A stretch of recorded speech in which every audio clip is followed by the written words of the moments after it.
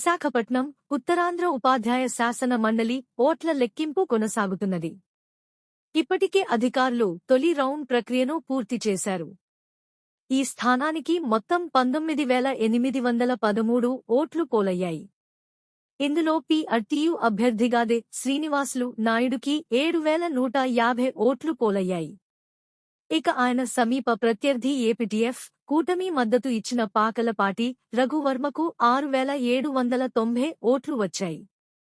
ఇక యూటీఎఫ్ అభ్యర్థిగా బరిలోకి దిగిన కె విజయ గౌరి 5,873 ఓట్లు లభించాయి.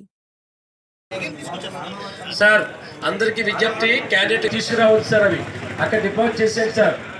రిమోట్ కీస్ ఏమున్నా సరే అక్కడ డిపాజిట్ చేస్తారని వచ్చారా వాళ్ళు మెడలో వేసుకోవాలి. అలాగే సెల్ ఫోన్స్ అని కూడా అక్కడ డిపాజిట్ చేయాలి సార్ అక్కడ.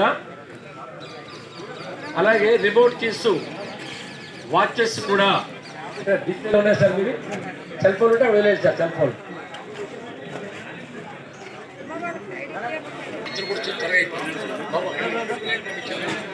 కలిసి